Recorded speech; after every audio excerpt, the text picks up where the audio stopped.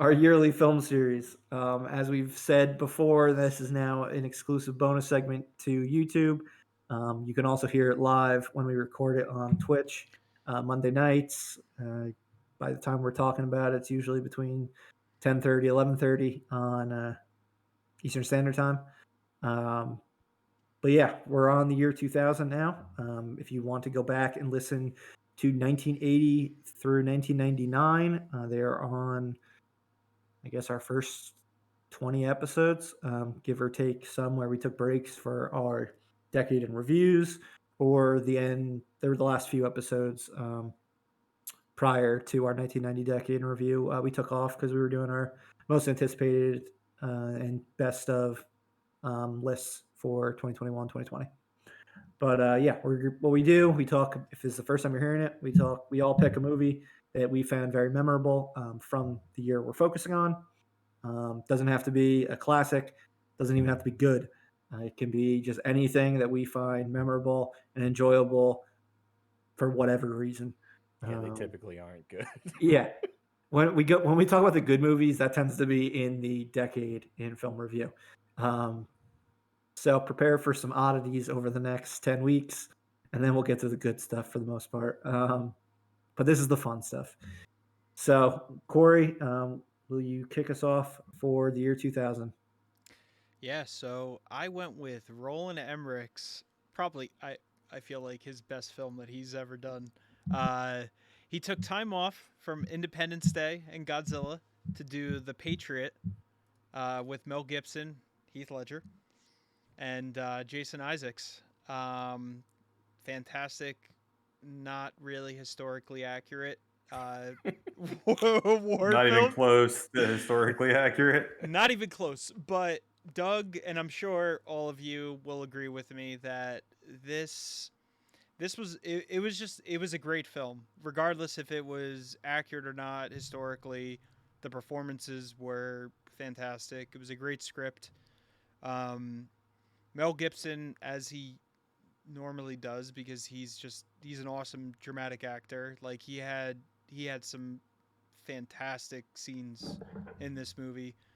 Um, Jason Isaacs played an awesome villain. Um, Also from Harry Potter, played a villain. Um, just the overall cast was fantastic.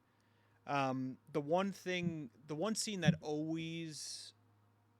always comes to mind with this movie is when one of Mel Gibson's sons gets killed. And it's just an incredibly, like just heart wrenching scene. Mel Gibson just completely takes it, and Which it's one? just when his youngest son, well, no, his middle child, I forgot his name, when the middle child dies, when he's trying to save Gabriel, Heath Ledger's character. Um, that scene is always just like a great like set piece for me. That's one that I always remember. On top of the end fight scene. But yeah, this is 100% a movie that I always that went with doing the year 2000. Like this was one that I, without a doubt, wanted to talk about. I Yeah, don't understand why Roland Yeah. Emmerich did this movie. He couldn't possibly destroy the Earth, given This the is time frame and the subject matter. So it just doesn't I make don't any even. sense to me. I he also doesn't makes make very sense. he makes very American movies. I don't even think he's American. this doesn't movie is like sound like it. it's an enigma for him. Like you look at all the movies that he's done. Like overall, for the most part, this is a very, very, very good movie. It's not like any of the other movies that he's done. He's It's Yeah, very he's I very mean, much strange. German. He's he went very from much German. he It's went from very Independence Day and Godzilla to this, and then to The Day After Tomorrow in 2012. yeah, Guy Those fucking four hates so the Earth. weird, those four so movies weird. have a lot in common: just destruction of property, um, and the world in very major danger. While The Patriot is just a fucking family drama set around the Revolutionary War. And this movie didn't really have a lot of action in it. I mean, it had its action scenes, but it it didn't has some have. action. It has some, but not like his the films that he's known for. I guess you No, would say. I mean it doesn't have explosions the way that any of those other ones has. It's got it's got cannonballs and fire, but no actual like explosions. There's a lot of like gore. I mean, there's like some gore there. is There's gore. like I It's remember like gore. a cannonball rolling and like taking a guy's leg Yeah, I out. mean it's Yeah. gorier than those other 4 movies combined because those were all PG-13, like sci-fi type movies. And this one, yeah, definitely has some gore. I think doesn't someone get their head shot off by a cannon? Yeah, I think so. Probably. That I- sounds like about right. I just think what it comes down to is that the performances were just so strong in this movie.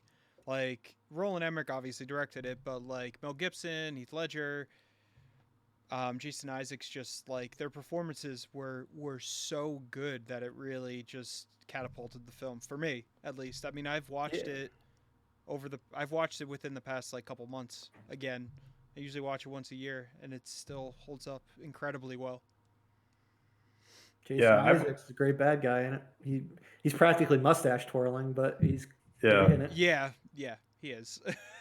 Yeah, he is a little like over the top villainous, but like Jason Isaacs does a good job of selling it. I was telling you guys, like my brother and I probably have seen this movie a million times, where we were like quoting the movie, which is sad. I mean, it's not. I don't think this movie is good enough to deserve the amount of time that we've quoted it, but I don't know, for whatever reason, we just love this movie. Mel Gibson goes fucking like seeing where his path went and how like fucking crazy on rants that Mel Gibson can go. Like he goes like just fucking crazy in this movie. He's got like a tomahawk and he's just like fucking murdering people. Yeah, that scene after his middle son gets killed, he just snaps. Yeah, he just that like scene on loses it and just on the river. And he's like notorious for like doing violent acts in a previous the battle against the Indians, French right? and Indian War. Yeah. Don't they call him the Ghost or something? Like that's what they call He him. becomes the ghost. He becomes the ghost. Yeah, he becomes the ghost because he like starts going around. And he like basically he single-handedly wins the Revolutionary War for the Americans. I mean, if he was alive back then and an American, that's probably exactly how it would have gone too. Yeah, that's basically like the plot, because he just like is a ghost that goes around just like fucking picking off redcoats. The other thing I would mention about this movie is I think the score. For me, the score is really good. Yes. Yeah. It's a really great score. Good call. Movie. Yeah. One other. I don't know who did it. I know exactly how it goes. One other call that I have for this movie before we move on, and John Williams did it. There you go. That's why. Oh, really? It's so good. That's why it's so good. That's why it's great. It's so good. One other call out, which I can't believe I didn't even mention this. Tom Wilkinson as Cornwallis was so good. He was another great character actor that just like he didn't really have a lot of screen time in this movie, but every scene that he was in was fantastic. He was great. And Especially- Donald Logue was yeah. He overcomes his battle with racism by the end of the Revolutionary War. Yes, that's true. But yeah, just an overall just great movie. I mean, I can't really say any more great things about it. It's still like a classic. Yeah, it was better than it had any right to be. Absolutely. I don't know if it's a lot of it has to be nostalgia. Because it's not historically accurate. It has a it's a bit 7.2 ridiculous, on IMDb. But it's a blast. Good. I'm glad. That's pretty good for a movie that came out, 21 years ago. Yeah. Doug, how about you? Yeah, so since I couldn't pick the Patriot, I went the complete opposite direction. With one of my favorite Christopher Nolan movies, Memento. Hopefully the year's right and I didn't sneak one in on Murph again, but I think like independently it was 99, but to a wide audience it was 2000. Or fact checked it. Yeah, I mean, I really like this movie a lot. I love this is probably when like Nolan start. It's like the beginning stages of Nolan, just like I'm gonna fuck with storytelling as much as possible by telling this movie out of order. Um, it's just like it's a cool movie. I like the use of black and white to portray um, like different different the black and white's used as like a form of storytelling to tell you like where you are in time. Um, yeah, the twist is really good in this movie. It The whole movie's basically like a murder mystery with trying to hunt down the killer, his wife's killer. And the endings were really unexpected. The storytelling is really unique. Um, I don't know. It's hard to talk too much for me about like a good movie because to me this movie's just really good. Um, and it's one of Christopher Nolan's best.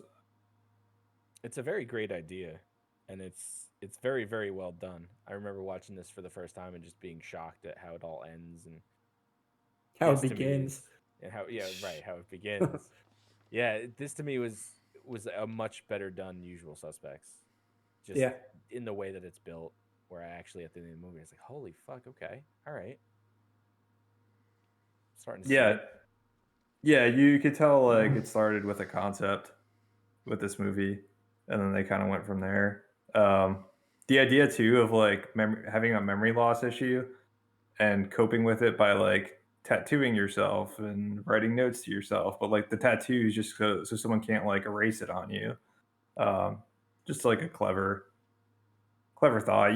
Now like seeing how many movies Nolan has done, like you could tell like Nolan was like, I'm really interested in memory and how memory works, and so like I'm just gonna go down that rabbit hole. Um, and we've seen that time and time again with like Nolan movies where he's like dreams, and we get Inception or fucking space travel, and you get Interstellar and Yeah. It time reminds inversion. He's just You've got scene in he's just obsessed with time.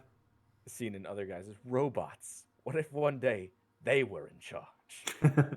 And that's just what Nolan does when he goes to make a movie. yeah. So it's a good movie. I haven't seen it in quite some time, but to me, it's one of my favorite Nolan. I don't know if it's my favorite, but it's definitely one of my favorite Nolan movies. One of my favorite Joe Pantoliano performances. Joey Yeah. Pants. He is I'd definitely like to so see good. him go back to doing more low budget, smaller type of story after everything he's done over the past 15 years.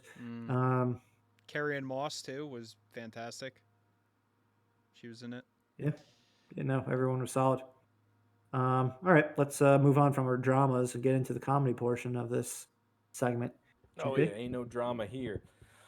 As with all these movies that I've done, this is a movie that I've worn out and I watch so regularly that it's mildly embarrassing. So I picked Bedazzled, starring Brendan Fraser and Elizabeth Hurley. Yeah.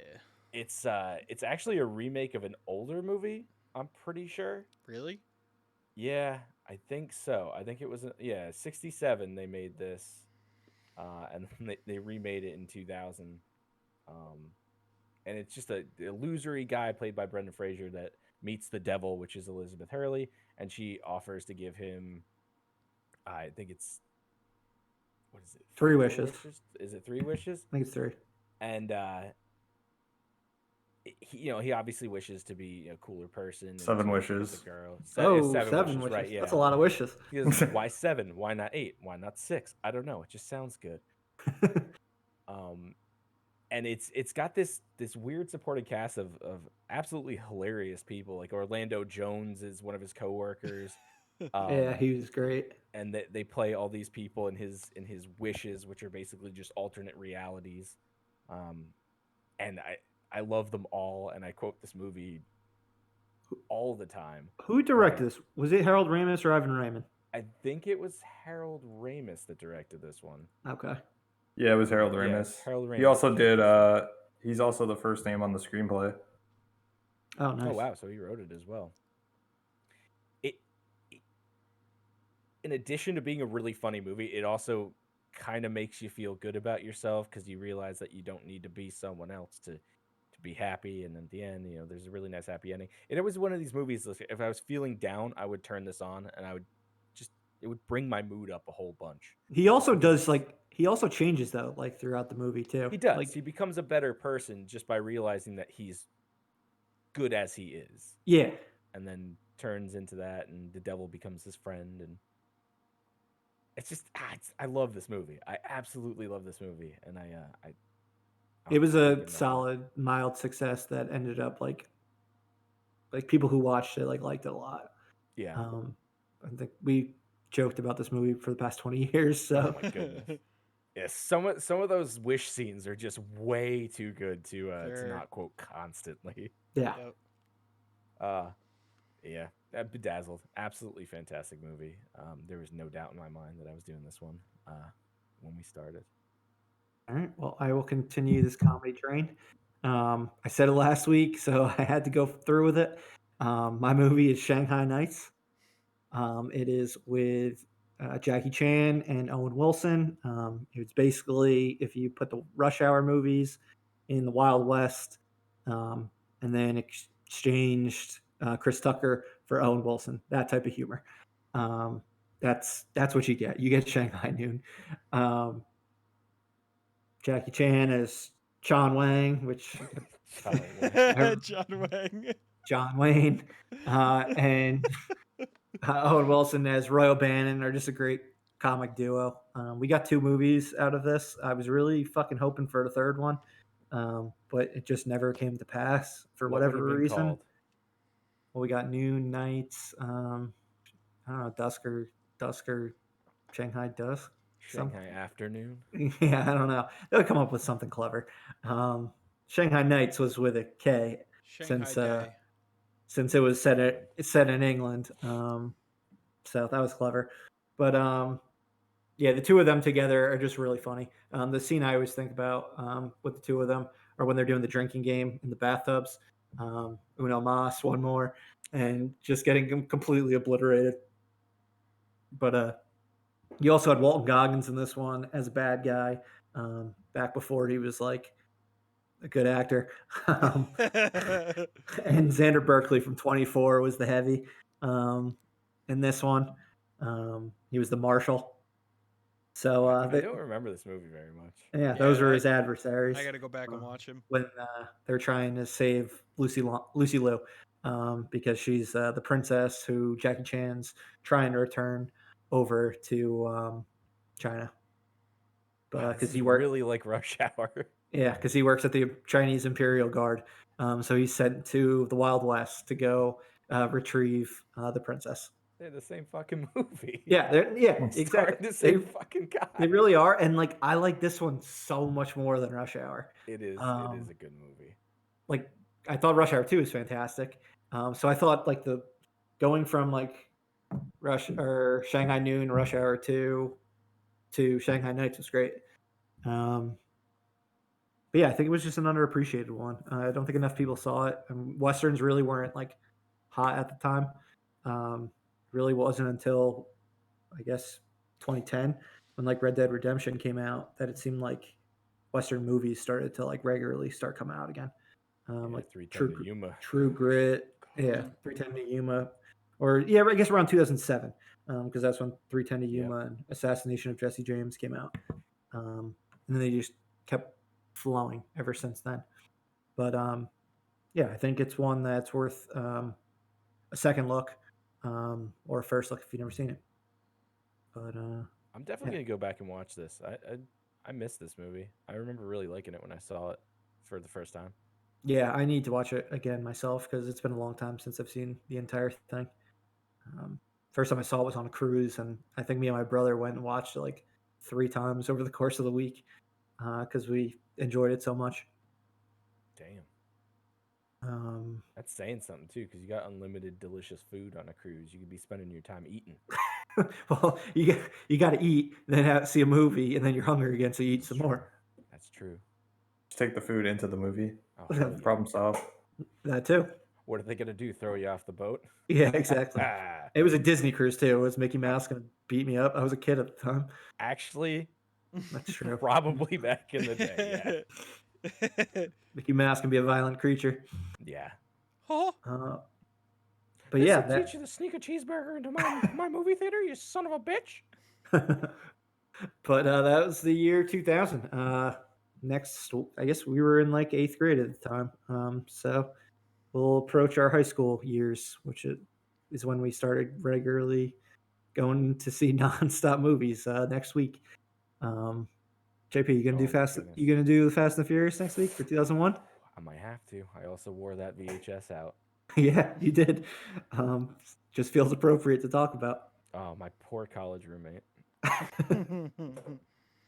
But yeah, this is the early film series. If there's anything from 2000 that you want to shout out on our YouTube page, please do so. And Yeah, do it now, because we're gonna be doing 10 episodes. We're gonna be doing the decade, so it's a good time to get your start now. Even if there's popcorn movies thing. from later movies in this decade, we can potentially use those when we get to that year. Yeah. But yeah, bonus segment. Hope you enjoyed it. We'll be back next week. Hope you are too. Peace. 2001.